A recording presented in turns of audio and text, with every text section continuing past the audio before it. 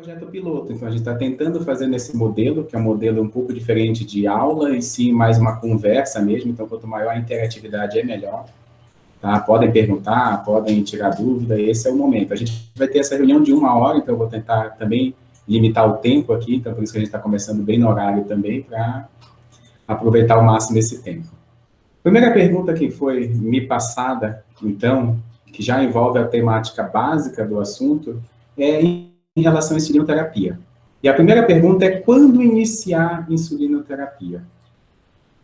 A gente não tem uma regra para dizer para vocês de exatamente do timing de iniciar. Eu diria para vocês que é o seguinte: existem algumas coisas indicadas por consenso para início de insulinoterapia, que é quando o paciente se apresenta ao diagnóstico ou a qualquer momento com um diabetes muito descompensado.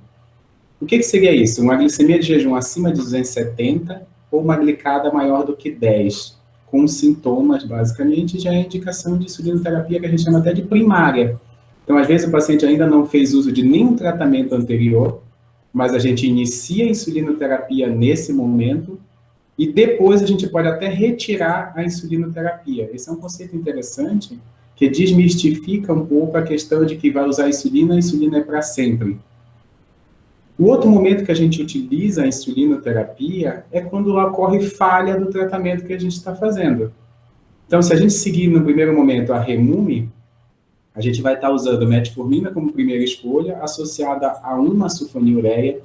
E aqui já vai uma informação bem importante, que isso a gente acaba vendo eventualmente chegando na unidade especializada lá no SEM ou até no hospital, que é as pessoas, eu entendo que às vezes a gente não tem ferramentas para tratar e acaba fazendo uma coisa que habitualmente não tem muito benefício, que é associar duas sulfonilureia. A gente tem hoje disponível para tratamento do diabetes na Remume via oral, metformina, glicazida e glibenclamida. A gente não costuma associar glibenclamida com glicazida, porque os dois se ligam no mesmo receptor e têm o mesmo mecanismo de ação.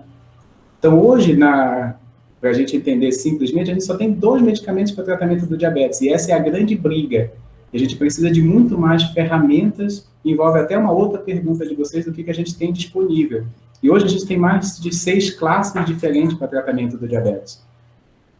Mas, basicamente, vai ser aquele paciente que falhou com a terapia de metformina e uma das 2 sulfonilureias na dose máxima. Se esse paciente não atingiu o alvo, que seria uma glicada menor do que 7, ou em algumas situações uma glicada menor do que 8, ele já seria candidato à insulinoterapia. Visto que no SUS a gente não tem outra coisa disponível a grosso modo. Tem algumas exceções que eu já vou comentar abaixo. Então, isso seria o momento de iniciar e o quando iniciar a insulinoterapia. O primeiro passo para a insulinoterapia, a gente faz uma coisa que a gente chama de insulina bedtime, que é fazer insulina à noite antes de dormir. Nesse timing, a gente faz o seguinte: a gente mantém a metformina, mantém a sulfonilureia, que está usando, qualquer uma das 2, e coloca uma dose noturna. Para ficar fácil para vocês, essa dose noturna ela varia em torno de 0,1 a 0,2 unidades por quilo.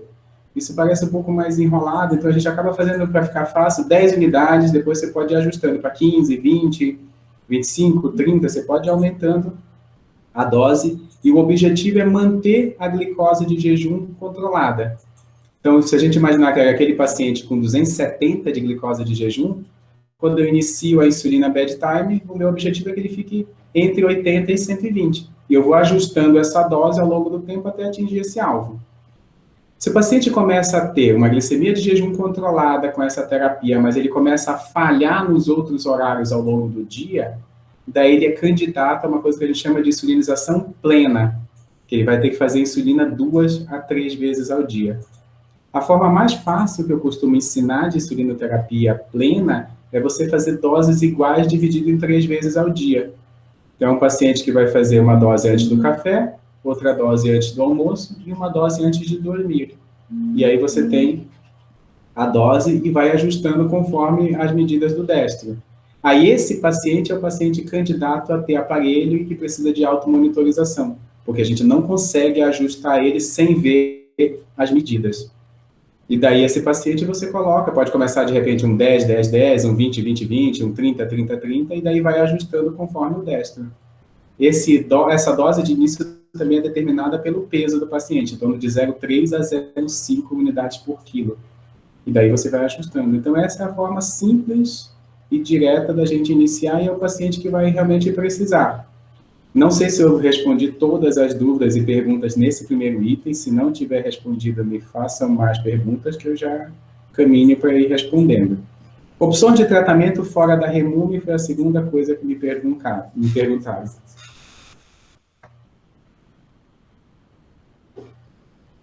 A segunda coisa que me perguntaram foi em relação a isso. Hoje, para o tratamento de diabetes, a gente tem várias classes de medicamento e de tratamento que, infelizmente, não todas estão disponíveis no SUS. Então, nós temos a metformina, que a gente usa primariamente, as sulfonilureias, que a gente usa em segunda terapia, que costuma ser a glicazida e a glibenclamida que tem disponível. E aqui nós vamos começar um outro grupo de classes que tem disponível de medicação oral. Nós temos uma classe chamada inibidores de DPP-4, que foi a primeira classe lançada após essas duas ali, até tem outras aqui que eu já vou comentar, que são medicamentos que atuam na enzima que degrada o GLP-1, tá? Dependendo se quiserem mais detalhes, eu posso aprofundar também nisso daí. Mas o objetivo aqui simples é ter mais um medicamento oral com uma potência relativa, reduz ali em torno de 0,8 na glicada, e a grande característica do DPP-4 é a segurança. É um remédio muito bom em termos de perfil de segurança. Ele tem pouco efeito adverso. Então, esse é o ponto forte dele. A questão maior entra na questão de custo. É um remédio que, em média, está custando ali entre, sei lá, uns 70 a 120 reais. E quando o paciente vai consultar com a gente no 100, a gente acaba oferecendo, sim, alguns medicamentos que não estão dentro da REMUME. Justamente porque existe essa lacuna que eu acho que vocês também notam na básica, entre 2 medicamentos e a próxima etapa, insulina. E as pessoas querem ter uma alternativa a não usar um injetável já. E a gente tem disponível, pelo menos aqui nesse meio, 4 classes de remédio diferentes. Ou seja, a gente teria coisas a oferecer, mas que não tem na REMUME. Então, é interessante saber que existe, a gente propõe para o paciente. Tá? Isso é uma problemática, porque é uma coisa que a gente tem que discutir, porque às vezes ele não vai ter acesso a isso. Então, é uma questão um pouco a discutir, mas aqui a parte científica é dizer o que existe. Então, existem os inibidores do DPP-4, que atuam nessa enzima que degrada o GLP-1. Existem os inibidores de SGLT2. Então, os inibidores de SGLT2 são uma outra classe de medicamento que faz com que jogue glicose na urina. E aí, esses inibidores, eles fazem uma redução um pouco mais potente na glicada. E é uma droga que até recentemente entrou na RENAME, no caso, a dapaglifosina, com liberação para pacientes acima de 65 anos com doença cardiovascular estabelecida. Então, esses a gente faz por LME e eles conseguem ter acesso à medicação. Apesar da grande maioria dos pacientes diabéticos poderem se beneficiar dessa classe de medicamento, ela ainda foi somente liberada para esse grupo específico de pacientes. Tá? Tem benefício no tratamento da insuficiência cardíaca, benefício na progressão para a doença renal, então é uma classe muito boa e que tem sido bastante utilizada na prática clínica. Uma terceira classe disponível é a classe das glitazonas, que já tem um mecanismo um pouco diferente, que envolve o agonista do PPAR-gama, mas é uma classe que tem uma potência boa também, tá? E que também estaria disponível para o tratamento oral do paciente com diabetes, que não os que a gente já conhece. Além desses 3, que são as principais classes que a gente não tem no SUS, existe a acarbose, que é uma outra medicação que atua na absorção intestinal da glicose.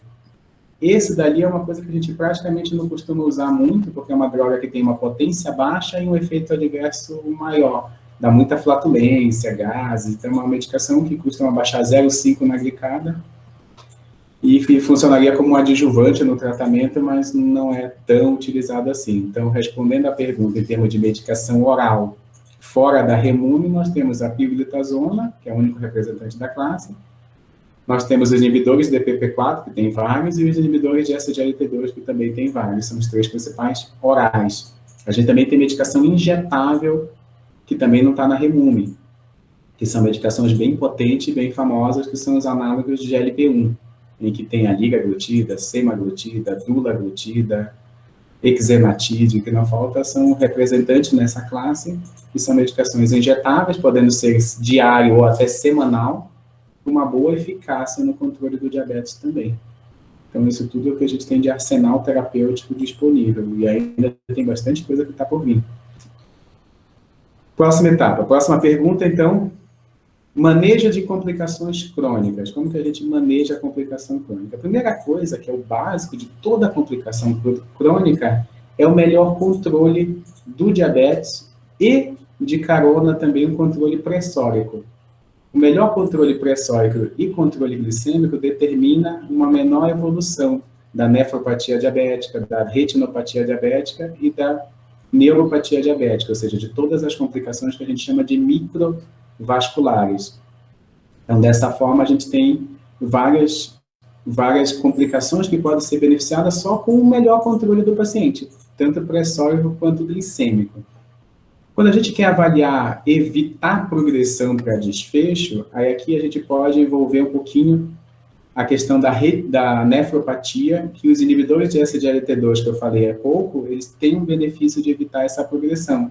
Assim como o próprio, qualquer medicamento que atue em sistema renina-angiotensina-aldosterona, como IECA, BRA, ou antagonista direto da renina, são medicamentos que poderiam ter um benefício bom também nessa progressão renal. Mas eu não vou gastar muito tempo aqui com a parte renal, porque a pergunta maior aqui foi a questão do pé diabético e da neuropatia. O pé diabético é uma avaliação que é uma complicação do paciente diabético, que envolve neuropatia, mas também envolve alteração vascular. É bem comum, então aqui, importante, acho que para todas as unidades aqui, é o rastreamento do pé diabético, ou seja, fazer exame do pé no paciente com alguma frequência, pelo menos a cada 6 meses, tentando fazer esse rastreamento para avaliar se tem neuropatia. Então, tem aquele teste do monofilamento, você faz algum teste de sensibilidade, então tem todo um exame do pé diabético que o objetivo é exatamente detectar precocemente. E dentro disso vai envolver também a orientação do tratamento, do cuidado do pé, para que o paciente evite uma situação de risco que pode levar a alteração e destruição, ou fazer alguma úlcera, ou fazer algum calo, alguma coisa que possa prejudicar o pé diabético, e com isso levar à amputação, que é outra complicação bastante preocupante do paciente diabético. Aqui agora a gente emendando para a questão de neuropatia. Tá? A neuropatia talvez seja uma das coisas que o paciente vai procurar também muito atendimento médico, porque ele sente dor, ele sente queimação, ele sente parestesia, ele sente formigamento. E a dor neuropática típica do paciente diabético é aquela dor que ela é no período principalmente noturno, quando o paciente está indo deitar, é que acaba tendo o agravamento. Pode ser sensação de calor, sensação de frio, formigamento. Então, ele vai ter uma inquietação, pode ser em qualquer região do corpo, mas principalmente em membros inferiores é o mais comum. E qualquer apresentação atípica também é possível. Por exemplo, só uma dor em calcanhar, só uma dor no joelho, algumas coisas assim. O ponto-chave do diagnóstico envolve o período noturno, e principalmente quando é queimação, formigamento, que é uma coisa mais clássica. Como que a gente trata isso? A gente trata com analgésico para dor neuropática. Os que a gente tem disponível na saúde é a amitriptilina e carbamazepina. Na maioria das vezes a gente faz a amitriptilina, numa dose que começa com 25, podendo chegar até 75, ou seja, ainda é uma dose baixa. E, associado com isso, a gente costuma dosar B12, porque muito comumente o paciente às vezes pode ter um formigamento, uma parestesia associada com deficiência de B12. Daí, se for detectada a deficiência de B12, trata. E lembrando, aproveitar que eu estou falando de B12, que a B12 é muito comum de reduzir no paciente que usa metformina. Então, todo mundo que usa metformina deveria ter um rastreio, pelo menos semestral ou anual, com a dosagem de vitamina B12. Lá para baixo eu vou falar dos exames que a gente pede, mas é interessante entender que a B12 é uma coisa importante no manejo dessa dor neuropática ali. Tirando isso, o que a gente tem disponível? A gente tem várias outras medicações que poderiam auxiliar. Qualquer dual, ou a própria pregabalina, ou a própria gabapentina, são medicamentos que podem auxiliar no controle da dor. E aqui o ajuste é feito de acordo com a melhora do paciente. Mas eu digo para vocês, se a gente começar com a amitriptilina na grande maioria, e naqueles que não podem usar a amitriptilina, ou que não resolve com a amitriptilina, utilizar a carbamazepina, a gente já vai resolver a grande maioria das pessoas que têm dor neuropática. E a gabapentina a gente consegue encaminhar pelo Estado também. No programa Paraná Sem Dor, a gente consegue liberar a gabapentina para os casos refratários. Então, dessa forma, a gente, dentro da sequência que temos disponível, conseguiríamos resolver em grande parte a questão da dor neuropática. A próxima item aqui foi estratificação de risco. E para quê? Aqui eu diria que a gente tem que avaliar pensando sempre nas complicações do diabetes. Aproveitar que eu estou falando de microvasculares primeiramente, então o primeiro ponto para a estratificação de risco seria a gente fazer um exame de urina. Pode ser um parcial de urina normal, mas o que a gente mais pede é aquela microalbuminúria. Com a microalbuminúria, a gente consegue avaliar se está tendo perda de proteína na urina. E isso serve como uma forma de estratificar muito mais a evolução, se o paciente está indo ou não migrando para a nefropatia diabética. Eu entendo o risco muito mais como um evento cardiovascular aqui, mas eu vou detalhar daqui a pouco. Mas aqui, aproveitar que a gente está falando do risco como um todo, do que o paciente pode complicar. Então, um seria a nefropatia, que a gente rastreia com microalbuminúria. Outro seria a retinopatia, e aí, nesse caso, a gente tem que rastrear com o exame de fundo de olho. Normalmente é encaminhar para o oftalmo a cada ano, e aí, se tiver alguma lesão, eles podem requerer atendimentos mais precoces do que uma vez por ano. E outra coisa é o exame do pé diabético, que a gente acabou de falar, para ver se não tem algum grau de neuropatia diabética. Com relação à estratificação do risco para a parte macrovascular, a gente sabe que o eletro por si só ele não é suficiente para estratificar o risco do paciente. Então, a gente precisaria de um exame um pouco mais invasivo. Eu não sei como é que está a disponibilidade disso, de acesso para vocês, mas seria interessante pedir, de repente, começar com um teste de esforço, ou seja, fazer uma avaliação um pouco mais aprofundada da parte isquêmica, visando identificar aquele paciente que não tem manifestação clínica, mas que está em risco de evoluir para uma lesão macrovascular secundária ao diabetes. Lembrando sempre que essas lesões, elas são proporcionais ao tempo e ao controle glicêmico. Então, se o paciente está recém-diagnosticado e tem um controle glicêmico adequado, a chance dele ter complicação é menor. Mas mesmo assim, nessa população, ainda assim, o risco cardiovascular pode acontecer, às vezes até antes das lesões microvasculares que eu falei, que são a retinopatia, a nefropatia e a neuropatia. Então, em termos de estratificação de risco, eu acho que seria isso. Daí, de acordo com a alteração do teste, daí a gente vai para uma estratificação um pouco mais avançada.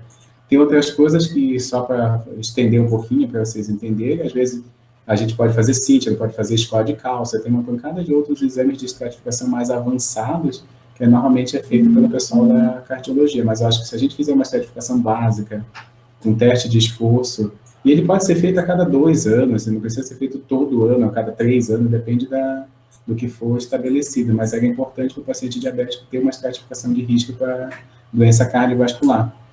O exame de acompanhamento. Eu diria que a resposta é sim, ele é meio que um padrão para todos os pacientes, sim. Porque independente do tipo de diabetes, você vai fazer um rastreamento geral. Então, o que você tem que fazer? Eu vou falar todos os exames que a gente faria uma vez por ano.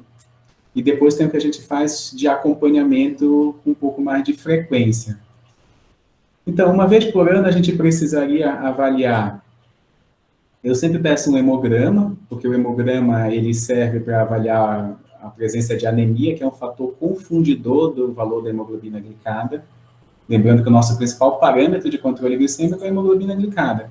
Mas se eu tiver anemia, e uma outra coisa que eu costumo pedir é ferro também, eu peço a transferrina e o ferro sérico, para quê? Para a gente ter uma ideia se tem algum grau de anemia ferropriva ou se tem deficiência de ferro ainda sem anemia, que seriam fatores que também interferem na glicada. Então, isso a gente rastreia anualmente. Eu costumo rastrear também função tiroidiana anualmente, porque dependendo do tipo de diabetes, é uma coisa que às vezes passa de forma subclínica e requer algum tratamento e interfere também no controle glicêmico. É importante fazer uma creatinina anualmente para avaliar a função renal, para ver se está tendo alguma perda da função renal. Anualmente, como eu já falei, a microalbuminúria entra nesse pacote. Tá? Os exames de controle glicêmico seria somente a glicemia de jejum e a hemoglobina glicada. Isso deveria ser feito a cada 3 a 4 meses, ou seja, esse é o exame de acompanhamento básico. Além disso, pode ser feito rastreamento, pedir, por exemplo, uma transaminase para avaliar se tem algum grau de esteatohepatite, ou então de esteatose, que a gente chama hepática, que pode levar a aumento de transaminase. Isso eu também faria uma vez por ano. E, de uma maneira geral, acho que seriam esses exames. Faltou só o lipidograma, que também a gente pede ou a cada 6 meses ou a cada ano, para avaliação se tem outro risco cardiovascular associado. Não é exatamente a ver com diabetes, mas tem a ver com o manejo geral do paciente. A gente sabe que o paciente diabético ele é mais aterogênico, e em virtude disso você tem mais lesão, e por isso que precisa de uma investigação um pouco mais detalhada. Mas, de uma maneira geral, seriam esses exames, não tem muito que fugir em relação a isso, a maioria é anual e no controle eventual, dependendo das alterações encontradas. Por exemplo, se é um paciente que está usando bloqueador do sistema renina-angiotensina-aldosterona, tipo um BRA, e você tem que monitorar potássio, eventualmente, para ver se não tem alteração. Quando está usando estatina, você não precisa obrigatoriamente monitorar CPK, tá? Só se o paciente tem sintoma, mas também é uma outra coisa que você pode avaliar. Então, esses seriam os exames de acompanhamento. Diagnóstico de diabetes tipo 1 e sinais precoces, foi outra pergunta que me fizeram. O diabetes tipo 1, ele costuma se manifestar com sintoma de poli, em maior ou menor grau. Então, o que são os sintomas de poli? É perda de peso, polifagia, polidipsia e poliúria.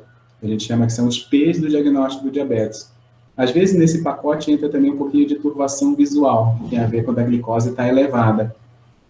Então, para vocês terem uma ideia do que pode ser a manifestação do paciente com diabetes tipo 1. Não tem nenhum sinal que eu diga, esse aqui é mais precoce. O que a gente observa na prática é que o paciente evolui de forma rápida com esses sintomas. Então, todo paciente que tiver um volume urinário aumentado, com uma sensação de sede aumentada, fome aumentada, e em detrimento a isso, perda de peso, ele requer uma investigação para ver se não está tendo um diagnóstico recente de diabetes. Pode ser tipo 1 ou tipo 2, tá? Alguns pacientes de diabetes tipo 2, eles abrem com um quadro mais exuberante em termos de sintomatologia, porque já abre com um diabetes descompensado. Isso às vezes é comum. Eu já vi algumas vezes um paciente estar com, no exame anterior, do ano passado, por exemplo, uma glicose de jejum de 120, que não era nem diagnóstico de diabetes, e de repente retorna esse ano com uma glicose de 350, 400. Então, às vezes, ocorre uma evolução abrupta. E voltando ao que a gente começou na aula falando sobre insulinoterapia, esse é o paciente candidato a fazer insulinoterapia primária, e depois que a gente estabelece o controle glicêmico, você volta para uma terapia de base, que às vezes pode ficar só com medicação oral.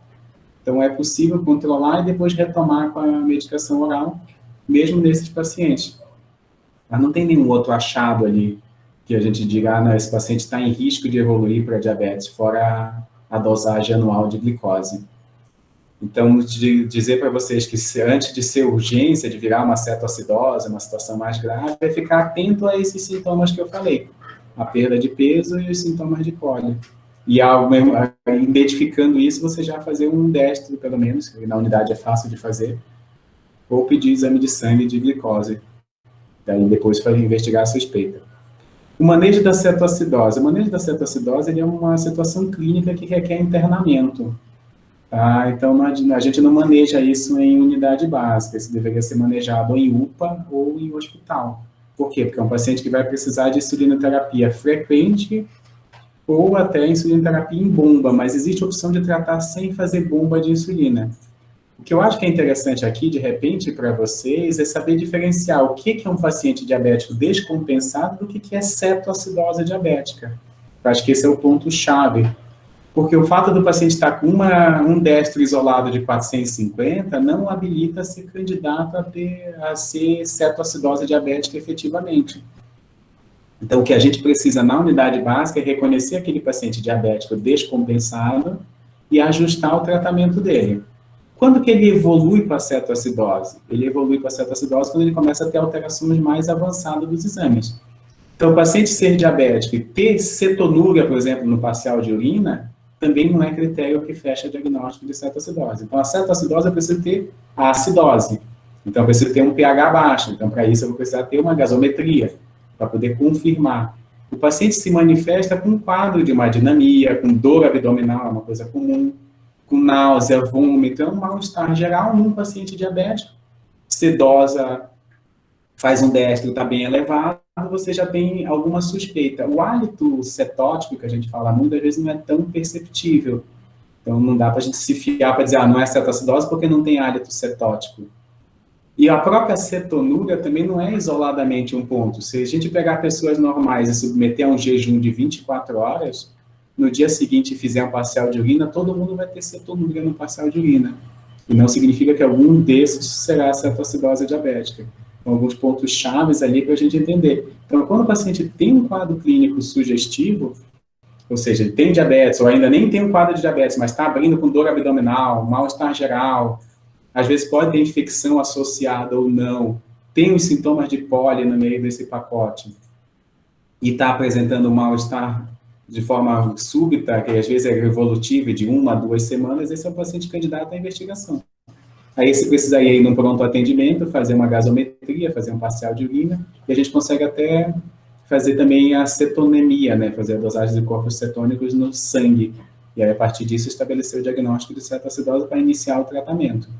Se vocês não têm dúvida se o paciente está em cetoacidose, que talvez seja a grande questão da unidade básica, não sei como manejar, às vezes, o paciente bem descompensado, o ponto básico que a gente sempre fala do tratamento da cetoacidose é hidratar. Então, às vezes, eu não tenho acesso a uma gaso na unidade básica, mas eu estou com um paciente com destro elevado, que eu estou preocupado que ele está meio, digamos assim, com um quadro estranho, um mal-estar, vale a pena, às vezes, eu fazer soro, hidratar esse paciente, e daí sim, ver a evolução disso para daí encaminhar. Então, eu posso primeiro fazer essa abordagem de hidratação e fazer uma insulina. E a insulina que a gente faz no manejo da cetoacidose, ela é endovenosa. Mas eu posso pegar a insulina regular, que tem disponível em qualquer unidade, e fazer isso de forma endovenosa. Então, existe um protocolo de tratamento de cetoacidose com o uso de insulina ou intramuscular ou endovenoso. Mas, hoje em dia, na maioria dos centros, tanto na UPA quanto no hospital, a gente faz tudo com insulina em bomba. Então, eu acho que foge um pouco da habilidade de a gente manejar isso na básica, mas eu acho que a habilidade maior é a gente reconhecer o paciente que precisaria desse suporte. E enquanto espera esse suporte, vamos imaginar que a gente pediu ambulância, alguma coisa assim, eu posso fazer uma hidratação, isso já vai ajudar mais do que qualquer coisa. Eu não digo que a gente pode fazer insulina, porque no manejo da cetoacidose a gente tem que dosar potássio. O potássio ele é determinante do timing da entrada da insulina. Então, a gente não sai dando insulina para todo mundo. Então, se eu for fazer alguma coisa que eu não sei nada, não tenho valor de potássio, não tenho gás, não tenho nada, a melhor coisa que eu posso fazer nesse paciente que está com destro elevado, e que eu tenho suspeita de cetoacidose, é hidratar. Se eu não tenho suspeita de cetoacidose, ele está só com a glicose elevada, não tem nenhum outro sintoma de nada, eu posso usar a insulina para baixar, a insulina regular, sim. Mas se eu tenho alguma suspeita de cetoacidose, esse paciente é candidato a fazer soro primeiro, para daí a gente avaliar. E o manejo da cetoacidose, então o diagnóstico é feito dessa forma, como eu falei, você confirma com essa tríade, que é a glicose elevada, mais presença de corpos cetônicos, mais acidose, e o tratamento é feito com reposição de hídrica em grande quantidade, uso de insulina e reposição de potássio. A gente sempre repõe potássio, só depende do time de acordo com o valor do potássio. Aí tem alguns números mágicos do valor do potássio, dos quais a gente primeiro faz insulina, depois o potássio, primeiro faz potássio, depois insulina. É a única coisa que muda um pouco na regra. E uma coisa bem importante, que se algum de vocês atenderem UPA, a gente não faz bicarbonato na cetoacidose, a não ser que o pH seja menor do que 7. Então, um paciente que está numa acidose bem mais grave para a gente fazer, porque a resposta não é adequada. A melhor resposta é hidratação e controle glicêmico. De uma maneira geral, eu dei uma pincelada rápida aqui em todos os pontos que me foram levantados. A gente gastou um pouco, uma meia hora do nosso tempo.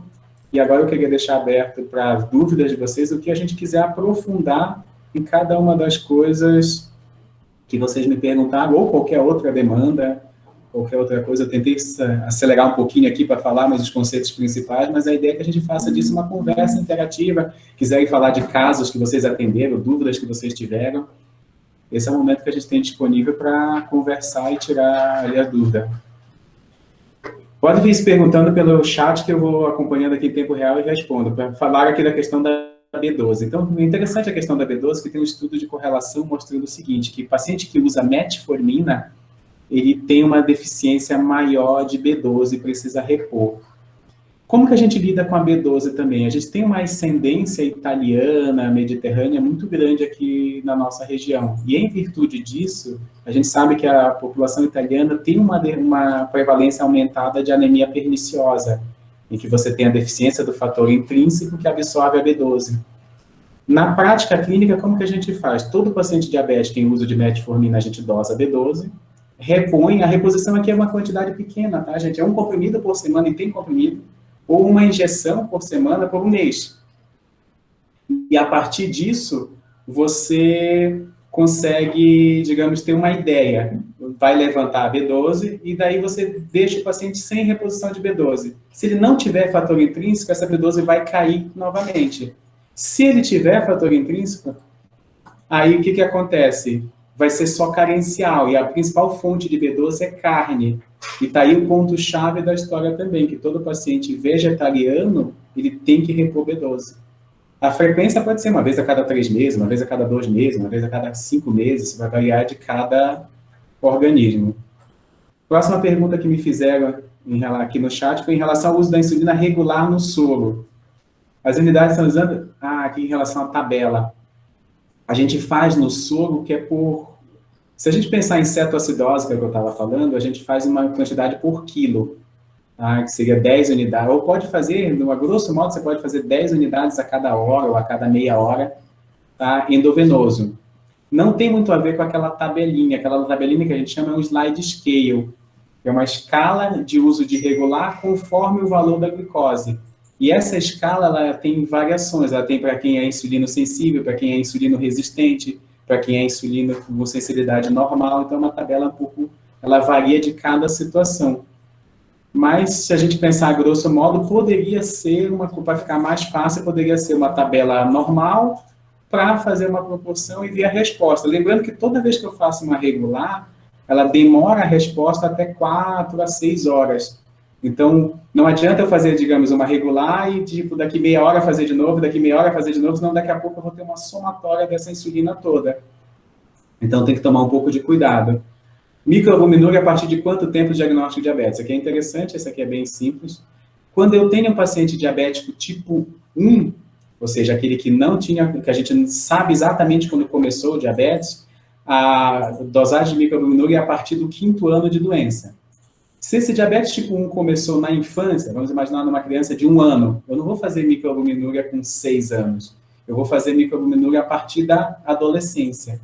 E no paciente diabético tipo 2, a gente faz microalbuminúria ao diagnóstico, e a partir disso anualmente. Por quê? Porque às vezes o diabetes tipo 2 pode cursar de forma subclínica. Você já vem há algum tempo com uma glicose de 140, 160, que não te deu sintoma nenhum, e quando você vai avaliar e ter esse diagnóstico, ele já está atrasado em alguns anos. Por isso que a gente, na microalbuminúria, faz ao diagnóstico no tipo 2. Paciente com hiperglicemia assintomática na unidade básica, só hidratar com volume ou fazer insulina regular, mesmo sem dosar potássio? Eu só hidratava. Tá? Se o cenário for, vai demorar muito para dosar o potássio, vai demorar muito para encaminhar, uma situação que eu não consigo fazer isso rápido, daí existe uma segunda regra, que é uma regra antiga, que é colocar potássio quando abre diurese. Então, essa é uma regra quando a gente não dosa potássio, porque na maioria das vezes vai precisar potássio sim. E aí, nesse momento que você faz o seguinte, você começa com a hidratação, faz 1 hora de hidratação, depois inicia a insulina e coloca o potássio quando abre a diurese. Seria esse o esquema, que é o esquema antigo que a gente fazia, que não é assim que a gente faz na maioria dos fluxos de todos os hospitais e de todos os livros atualmente, que é tudo baseado no potássio.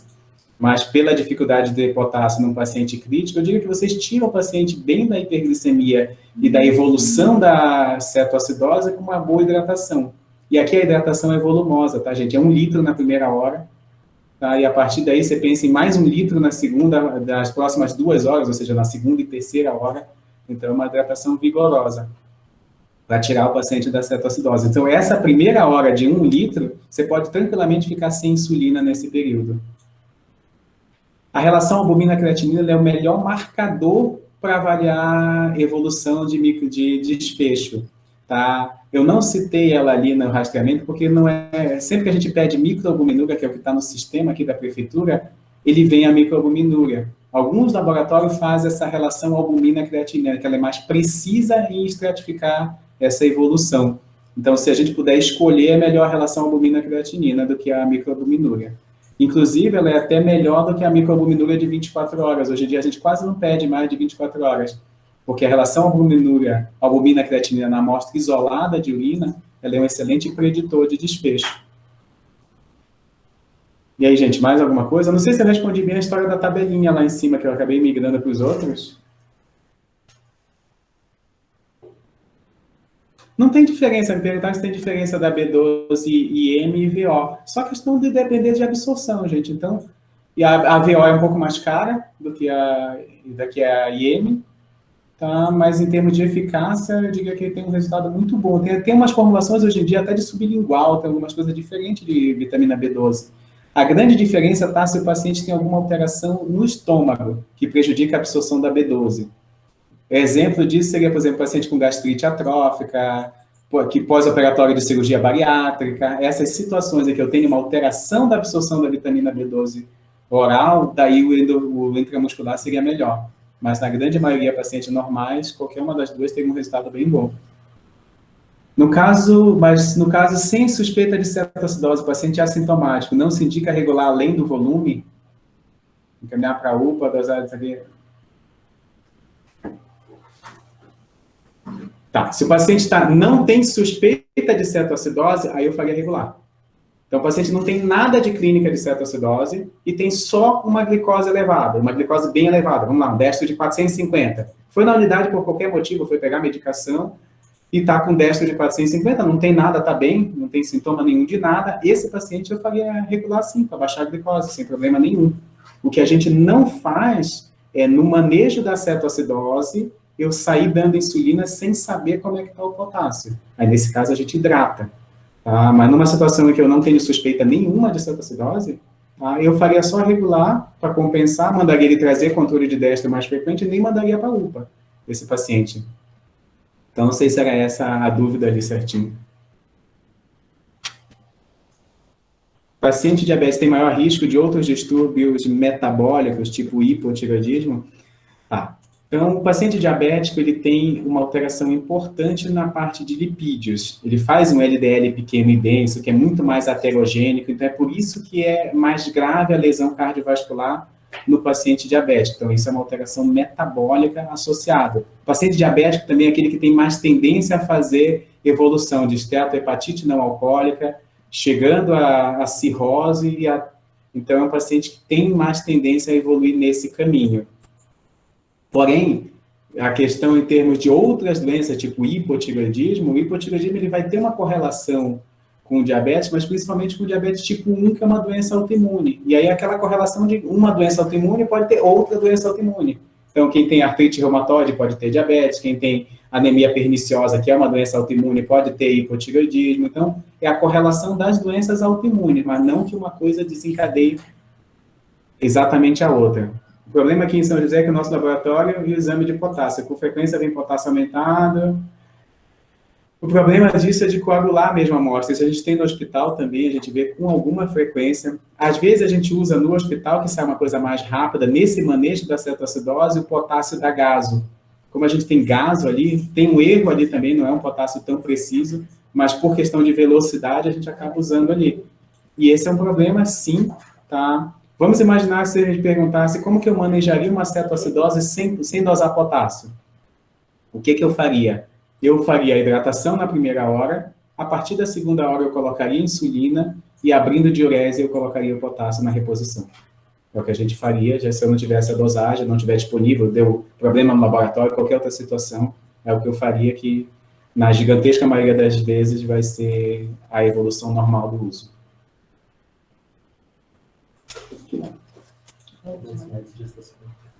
Diabetes mellitus gestacional, tratamento com metformina, boa. Então, assim, primeiro, diagnóstico de diabetes mellitus gestacional. Então, a gente tem que dividir duas situações. Tem o diabetes e gestação e o diabetes mellitus gestacional. Então, o que é diabetes de gestação? É aquele paciente que apresenta uma glicose alterada antes da 24ª semana da gestação. Entre a 24ª e a 28ª é quando aparece o diabetes gestacional. O que é uma glicose alterada? Na gestante, a gente considera alterada acima de 85. Então, uma glicose de jejum acima de 85, em qualquer momento da gestação, requer que você antecipe a curva glicêmica. Porque a gente pode estar diante de um paciente que tem pré-diabetes, que já tinha uma glicose alterada e que engravidou. E aí você tem que investigar precocemente. Às vezes, essa gestante ganha 2 curvas glicêmicas.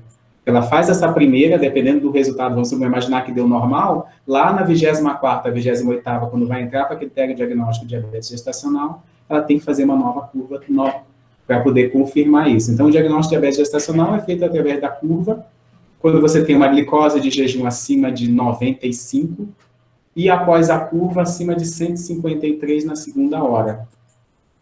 Você confirma o diagnóstico, o primeiro tratamento é mudança na alimentação, alterar o carboidrato para carboidrato de absorção lenta.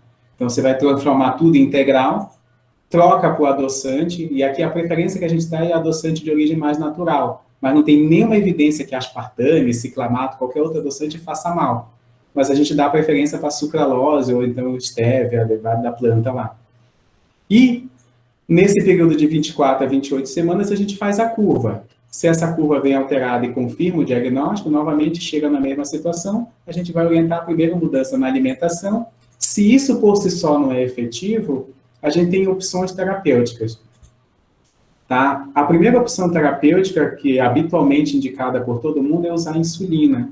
Mas o que eu digo em relação à metformina, gente? Cada vez mais, tanto a metformina quanto a sulfonilureia, no caso aqui a glibenclamida, elas estão caminhando para ser liberada de uso na gestação. Então, você poderia lançar mão, sim. Se eu tenho uma gestante um pouco mais obesa, às vezes eu encaminho para fazer uso de metformina. Só que isso é uma coisa que a gente acaba discutindo muito com o obstetra. Tem obstetra que gosta mais, tem obstetra que gosta menos. Por quê? Porque isso não está em consenso. Então, quando não está em consenso, a gente não coloca. Tá? A nossa referência de inglês 1 era 92 para gestante, isso na curva, sim. A gente considera o controle, eu acho que eu falei 95, né? Controle, a gente considera o controle acima de 95, tá? Mas para diagnóstico, a gente considera o 92. Hemoglobina glicada deve ser feita para acompanhamento de diabetes, do diabetes, sim, a cada 3 meses, a cada 4 meses, se estiver bem controlado, a glicemia de jejum e hemoglobina glicada. No gestacional, a gente não costuma monitorar com hemoglobina glicada. Até porque a hemoglobina glicada não tem parâmetro para a gestante, porque ela é muito mais baixa. Então, aquele valor que a gente sabe que é acima de 6,5, para a gestante não tem um parâmetro exato para dizer, esse aqui é o bom controle da gestante. Então, a forma que a gente controla a gestante é com destro, e aí nesse aspecto a gente faz destro em jejum e 1 hora após cada refeição. A meta é no jejum abaixo de 95 e 1 hora após, abaixo de 140. Existe uma opção de fazer 2 horas após. Mas se fosse 2 horas após, a meta seria abaixo de 120. Então, tem outro valor que é para tempos diferentes. Se for 3 horas após, já volta para ser perto do jejum, já é um valor abaixo de 100. Então, a gente tem de acordo com o que pede. Mas, habitualmente, o que a gente pede é jejum em 1 hora após cada refeição para atingir um bom controle. E aí, o que eu faço habitualmente? Essa gestante, ela vem a cada 15 dias, ou no final da gestação, ela vem semanalmente. E se pontualmente uma refeição, ela acabou passando da meta, a gente conversa sobre o que ela comeu naquela refeição para ver o que foi o carboidrato, o que aconteceu, para restringir aquele alimento específico que fez aquela elevação. Mais alguma coisa?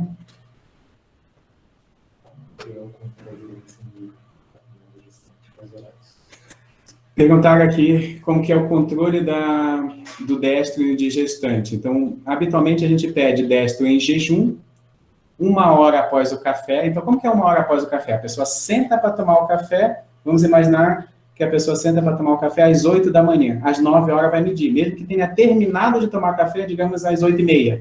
Não é o tempo que termina, é o tempo que inicia a primeira ingesta do café. A mesma coisa do almoço, 1 hora depois do almoço e 1 hora depois do jantar. Então, vamos imaginar que a gente sentasse agora para almoçar atrasado 2h20, quando fosse 3h20 eu deveria fazer um destro para controle. Existe a opção de fazer 2 horas, mas habitualmente o preferencial é fazer 1 hora após as refeições e o jejum. Quanto às medidas, são 4 medidas. É jejum e 1 hora após café, 1 hora após almoço e 1 hora após jantar. Se o paciente está bem controladinho, dá para fazer intercalado, tipo um sim, outro não, então mede num dia, no outro dia não mede, mede um sim, 2 não, então dá para fazer um pouco mais intervalado. Mas quando for medir, é bom fazer as 4 medidas. Tá, quando a gente faz uma terapia, quando que a gente pede glicada novamente? Eu vou dizer o que eu faço aqui, que a gente tem que ter um racional. O estabelecido pela Sociedade Brasileira de Diabetes é você fazer uma glicada no tratamento do diabetes trimestralmente. Vamos imaginar que eu estou com um paciente que está bem descompensado. Eu iniciei insulina agora. Eu demorei 2 meses para compensá-lo e atingir um destro adequado, certo? Se eu fizer a minha glicada 3 meses após, eu vou pegar 2 meses desse período que eu estava tentando controlar e 1 mês dele controlado. Não tem problema, mas ela não vai estar estável no que eu gostaria de ver. Então, às vezes, o que eu faço nessa abordagem é assim, eu primeiro controlo com o destro tudo. Quando eu vejo que o destro está estável, a partir dali eu marco 3 meses. E aí sim eu vou ver a glicada desse período, dessa estabilidade que eu já alcancei com o controle. Então, talvez aqui eu não preciso ter pressa para ver a glicada, porque eu sei que ela vai estar em queda. Mas eu preciso o quê? Eu quero utilizar a glicada para ver se aquele controle que eu estou tendo no controle de destro está se refletindo no sangue também, se não está tendo escape. Então, isso em relação à glicada. Como e quando iniciar a insulinoterapia na gestante? Quando eu não atingo aquelas metas, que é o jejum abaixo de 95 e 1 hora após, acima de 140, vamos imaginar que eu atendi hoje uma gestante.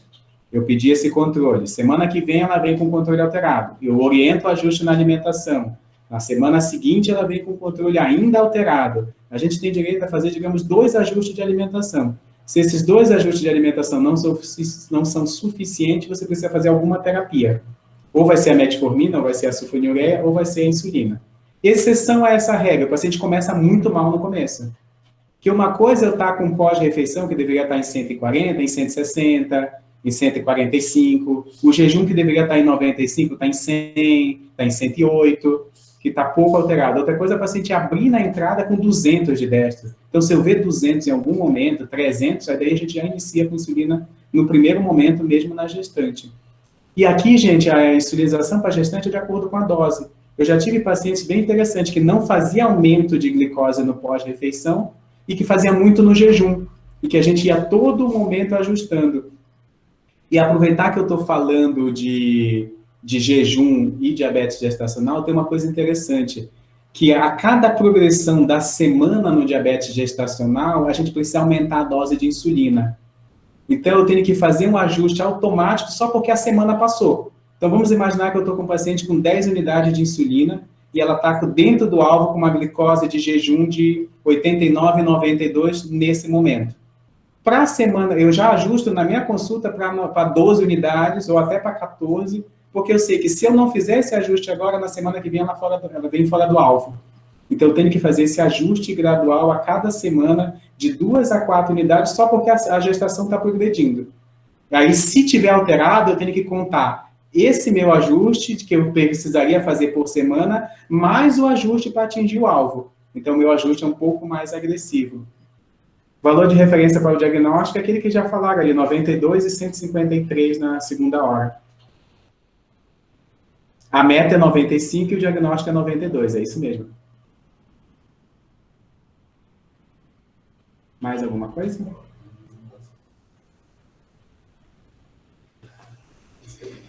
Isso, gente. Uma fuzelada de informações? Tá. Eu acho que, assim, eu já vou passar aqui a palavra para a Fernanda, mas eu acho que foi muito bom. Acho que eu agradecer a todos vocês pela... Tem alguém que pediu ali, levantou a mão. Eu já passo ali. Eu agradecer a oportunidade, a gente tentou fazer esse modelo piloto, aceito críticas, sugestões, mas acho que foi bem interativo, acho que a pergunta de vocês é o que mais motiva a gente a ir entrando em vários assuntos diferentes, e posso dizer que foi um tempo bom, espero que vocês tenham aproveitado da melhor forma possível.